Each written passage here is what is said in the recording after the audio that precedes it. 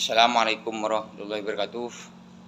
Saya Faris Syafi'i, calon guru penggerak angkatan 9. Pada kesempatan kali ini saya akan memberikan kesimpulan dan refleksi terhadap pemikiran-pemikiran Ki Hajar Dewantara.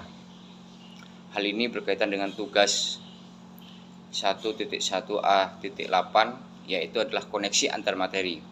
Pemikiran lampau saya tentang pendidikan itu hanya sebatas mentransfer materi secara gamblang dengan asumsi peserta didik itu akan mendapatkan pemahaman dan nilai yang bagus, atau apa yang kita inginkan itu harus bisa dicerna atau diterima oleh peserta didik. Selain itu, kami selaku pendidik adalah mengejar ketuntasan materi. Artinya, ketuntasan materi yang sudah kami rancang itu harus diberikan sepenuhnya kepada peserta didik. Yang kedua adalah materi cenderung harus menyesuaikan atau fokus pada buku pegangan dari pendidik. Artinya, dengan adanya guru dengan pegangan ini, dengan adanya buku pegangan ini, bagaimana buku pegangan ini bisa terserap atau bisa tersampaikan dengan baik kepada peserta didik. Yang ketiga adalah kurang memperhatikan kemampuan awal dan latar belakang peserta didik. Dan yang keempat adalah peserta didik kadang tidak tahu manfaat apa yang kita pelajari. Contoh misalkan kita belajar materi matriks. Apa sih manfaat matriks ini dalam kehidupannya? Itu yang kita belum bisa memberikan secara kontekstual. Setelah saya mempelajari modul 1.1 ini, banyak perubahan pemikiran saya tentang pendidikan yang itu adalah mengilhami saya. Yang pertama adalah pendidikan itu adalah sebagai tempat persemaian benih-benih kebudayaan. Artinya peserta didik itu atau sekolah itu menjadi bagian penting benih-benih ini untuk mendapatkan atau bisa memfasilitasi, melayani atau mendapatkan hak-haknya, ya. Bagaimana kebudayaan itu bisa terserap, bisa mengakar kepada peserta didik. Yang kedua adalah pendidikan harus bisa menuntun, ya. Artinya seorang pendidik harus bisa menuntun. Yang ketiga adalah pendidikan itu harus relevan dengan kodrat alam dan zaman. Seiring perkembangan waktu, kita harus paham alam itu seperti apa, zaman itu sudah seperti apa. Yang keempat adalah pendidikan karakter atau budi pekerti. Ini penting. Budi pekerti itu harus dimiliki oleh seorang peserta didik. Tentunya adalah budi pekerti yang positif, santun, sesuai dengan budaya Indonesia. Oke, saya akan mengurai satu persatu. Yang pertama adalah pendidikan sebagai tempat persemaian benih kebudayaan dalam masyarakat. Sekolah tentunya dijadikan sebagai wadah untuk tumbuh kembangnya benih-benih kebudayaan. Bagaimana upaya dan tindakan sekolah itu dalam mencapai tujuan pendidikan itu sangat perlu dan diperhatikan oleh seluruh stakeholder. Baik itu adalah peserta didik, baik itu pendidik, kepala sekolah, atau mungkin stakeholder yang lain. Merdeka secara lahir dan batin akan menumbuhkan budaya-budaya positif yang terus berkembang, menjadikan manusia tumbuh secara kodratnya dan tercapainya keselamatan dan kebahagiaan yang setinggi-tingginya. Itu adalah pendidikan sebagai tempat persemaian benih-benih kebudayaan. Pendidikan harus bisa menuntun. Pendidik, saya selaku pendidik, harusnya bisa menuntun peserta didik kita untuk menemukan jati diri dan kemampuan terbaiknya.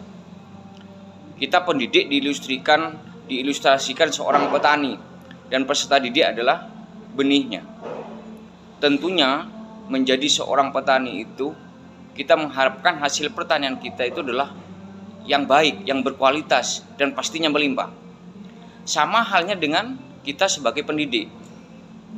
Kita wajib menuntun, melayani, dan memberikan yang terbaik, kemampuan yang terbaik kita kepada peserta didik sesuai dengan kemampuannya. Sehingga apa? Potensi-potensi positif peserta didik ini bisa keluar dan terbentuk dengan baik. Yang selanjutnya adalah pendidikan relevan dengan kodrat alam dan kodrat zaman. Tentunya pendidikan itu harus selalu bergerak dari waktu ke waktu dan tidak pernah statis. Pendidikan harus berjalan secara dinamis dan mengikuti berbagai perkembangan dalam segala hal sesuai kodrat alamnya dan kodrat zamannya.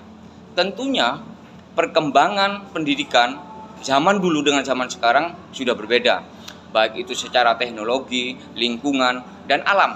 Kita harus menyesuaikan dengan keadaan yang sekarang.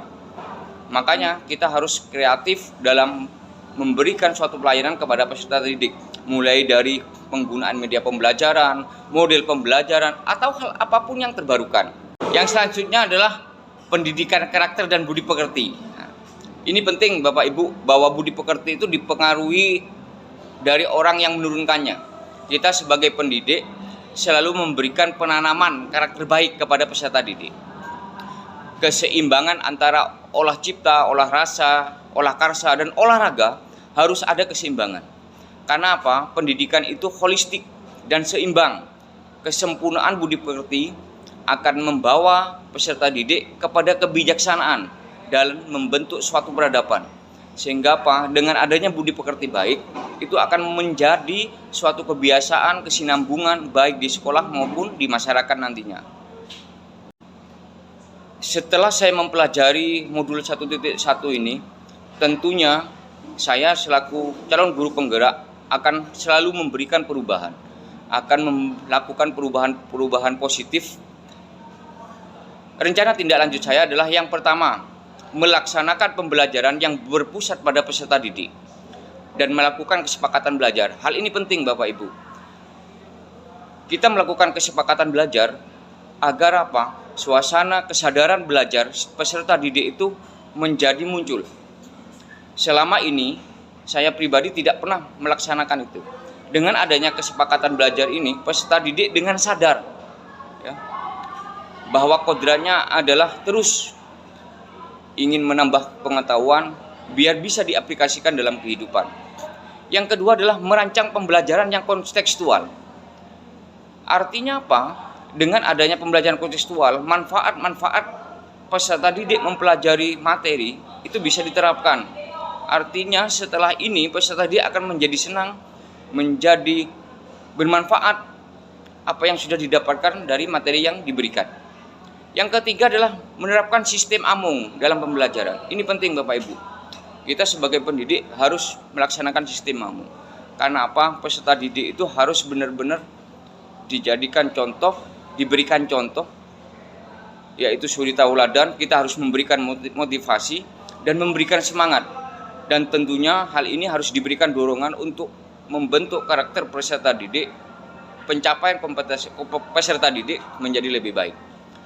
Dan yang terakhir adalah memperhatikan aspek psikologis, kemampuan awal dan latar belakang peserta didik. Tentunya peserta didik itu mempunyai latar belakang atau mungkin kondisi psikologis yang berbeda. Ini harus dilakukan agar apa? Peserta didik itu secara merata nantinya akan mendapatkan kemampuan terbaiknya. Terima kasih Bapak Ibu, itulah yang dapat saya sampaikan. Semoga video ini menginspirasi. Terima kasih. Wassalamualaikum warahmatullahi wabarakatuh.